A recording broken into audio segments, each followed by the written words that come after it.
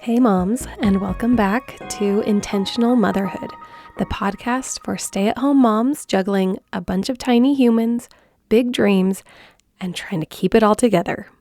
I'm your host, Kelsey Redd, a mom of 4 kids, 6 and under, and this is part 2 of our series on nature and how nature can be the emotional anchor in your family.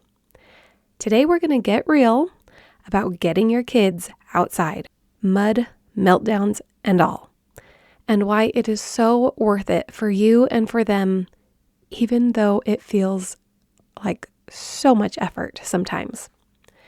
And if you missed part 1, we dug into why nature heals us emotionally, some of the history and science about how nature is actually so healing and emotionally regulating for adults and children.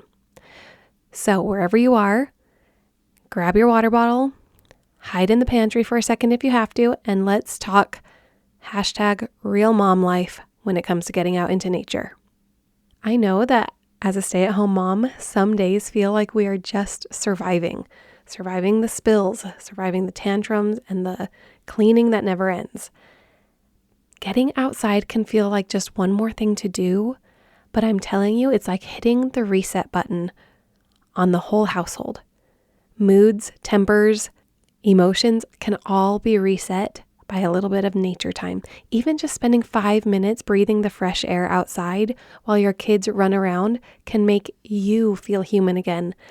And don't forget about my 2-minute nature imagery, just imagining being in nature, a meditation that I did for you on the last episode, part 1 of this nature series. So I'm not talking about always, working towards the Instagram perfect hikes. It might just be sitting out on your back step, feeling the breeze, feeling the warmth of the sun, and letting your toddler pick grass or throw sticks. Even just that much can make a difference. A study in 2020 out of the University of Colorado shows that just a short time in nature lowers stress and clears our mind. So imagine the benefit for both moms and kids if you can just spend a short time in nature, allowing your mind to clear a little bit, your toddler's attention to refocus and regulate rather than being overstimulated all the time. So for those of us moms who are chasing this idea of calm, regulated nervous systems, nature is the gold standard. And just for fun, let's dream for a second. Imagine a weekend retreat in the mountains, no diapers, no dishes, just you, some amazing, ambitious, high vibe women holding you and supporting you and laughing with you. And spoiler alert, I have this exact opportunity coming up for you this September in the mountains of Utah. I'm working on a retreat for amazing moms and women just like us to just soak in that deep nature healing along with energy work, reconnecting with your inner knowing and allowing you to choose to step into the life that you've been dreaming of. It's the kind of reset that brings you back to your family grounded and ready to shine as the best version of yourself you can be. That's just a little teaser about what's coming. And if you want more information on the upcoming retreat, go into the show notes or find me over on Instagram at creating.intentional.mothers to find out more about this retreat. But for now, though, let's just focus on stealing those small moments outdoors in real life with our kids. Okay, let's talk about getting your young kids outside. It's not always feeling magical. Sometimes it is dragging a screaming 3-year-old away from Paw Patrol, dealing with muddy shoes all over your car and realizing you forgot the snacks, right? So let me tell you a story about one of my nature activity adventures that went so wrong and yet was still worth it. I thought it was going to be horrible, and still at the end of it, I was like, oh, I'm so glad I did that. But let me just tell you the story. So I decided to load up all my kids we were going to pack a bunch of sketchbooks and coloring pencils and crayons so that we could go out next to a river, lay out a picnic blanket, and just hang out for as long as possible. Literally, I try to not put time limits on these because I just love to be out for hours on end and to allow my kids to get really deep into the boredom and then all the way into the creativity and imagination.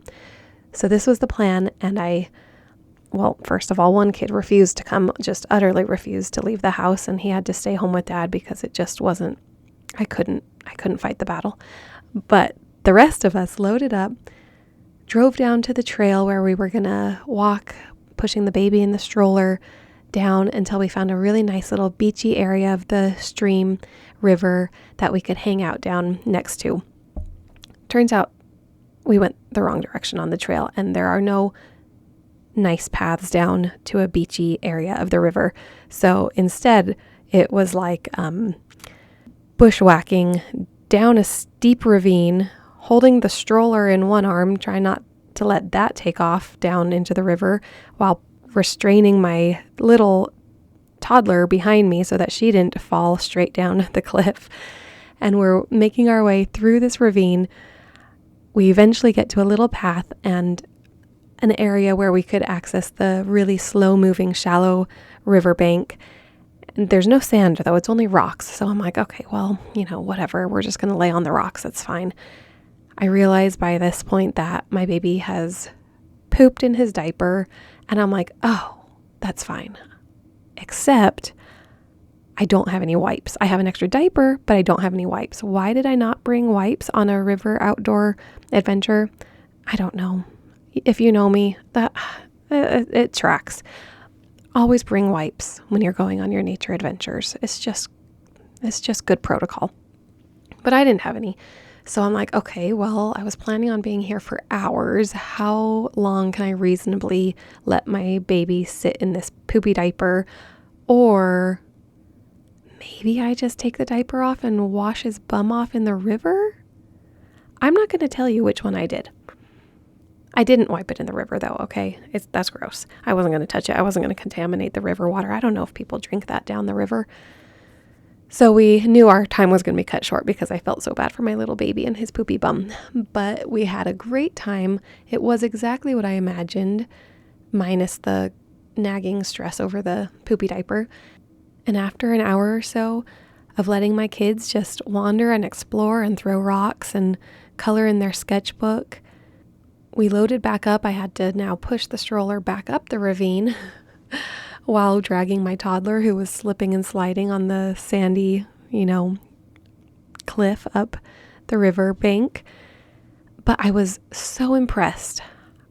And I attribute this to the time in nature that my 6-year-old daughter volunteered to carry as much as her cute little arms could carry as we trudged back across the river. We had to cross the river to find the flat ground to lay on. So we had to trudge back across the river, and she's carrying as much as she can while I'm carrying a toddler in one hand and a baby in the other hand. And we get back to the stroller and we're pushing it up the ravine, and she's being so helpful. And I just think this is the kind of emotional regulation that we came out here for.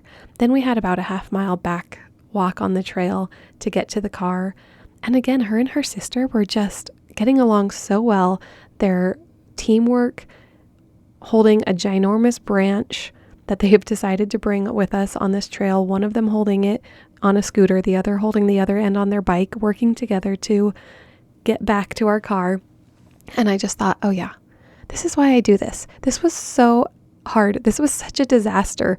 I tripped and I had scraped my shin on the stroller on the way down the ravine. I was carrying my kids across the river. I had a poopy diaper baby, and at the beginning I was just like, why? It's not worth it. Why did I do this? Why do I do this to myself? That's what I ask myself almost every time I go on these adventures, is why do I do this to myself? But then at the end, and when they're in the just relaxed, regulated state of being in nature, I have to remind myself it's worth it. It's worth it. And I have to remember this the next time I'm trying to load screaming kids into the car to do this, that it will be worth it. And I really do feel that way. It is. So let's talk about how do we make this work in #RealMomLife. First of all, start by keeping it simple. At the beginning especially, aim for 15 to 30 minutes outside at a park, in your backyard even. No fancy gear, just you and your kids, hopefully some grass and dirt, maybe even a bucket, but don't feel like you have to make this big adventure plan. It's worth it to just get outside for a few minutes. My next tip for you is just embrace the mess, embrace the chaos. Let your toddler splash in mud, dig in dirt, chase ants and bugs. It's okay. I'm sure you've seen this going around Instagram, but are we saying no because it's dangerous, or are we saying no because it's inconvenient to us? Stick a towel in your trunk and then you don't have to worry about the mess they're making. I love seeing the way that kids learn to play and the sensory experiences that they're getting when they're in nature, like in it, like in the dirt. This is where they calm themselves and they get creative. So speaking of sensory play is so important. Young kids thrive on touch and sound and smell. Hand them a stick and just let them play with that for 20 minutes. Let them feel the grass on their bare feet. Let them listen to the wind. This is what is the difference between overstimulation of screens and technology versus regulating stimulation through nature's sensory experiences. This stuff wires their brains for calmness, not chaos like screens do. My next tip is, of course, the freedom. Freedom with boundaries. This unsupervised time for little ones means that you're close but not hovering, right? I like to have a blanket that I hang out on while I let my kids roam around the area as far as they can, reasonably within where we can still see each other and where I maybe tell them, don't go past this point.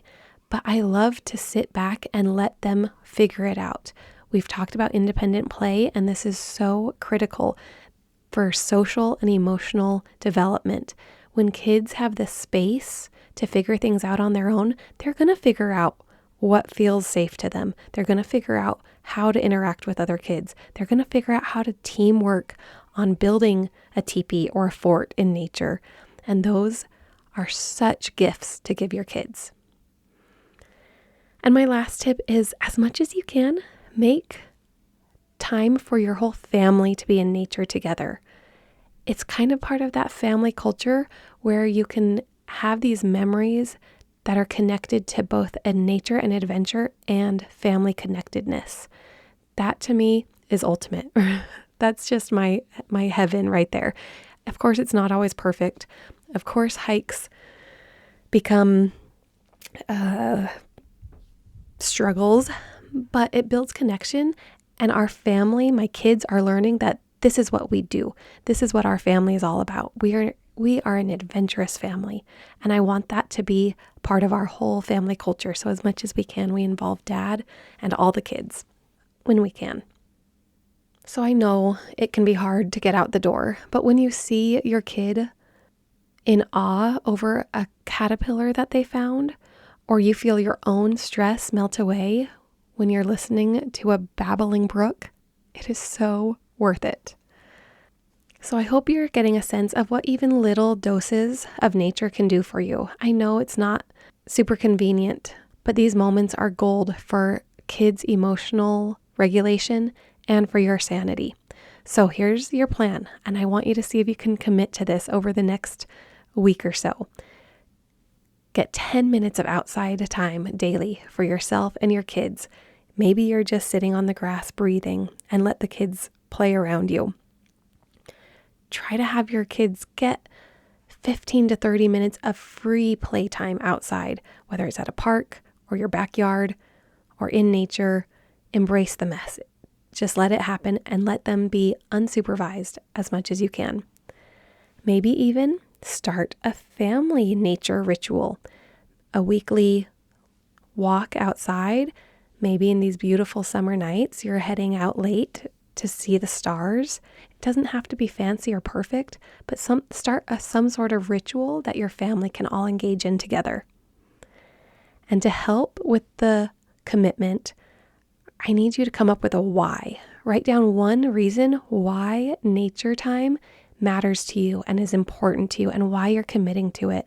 Maybe it's seeing your kids thrive, or maybe it has to do with the calm you feel. Maybe it's because nature helps connect you to your creator and it's a spiritual practice.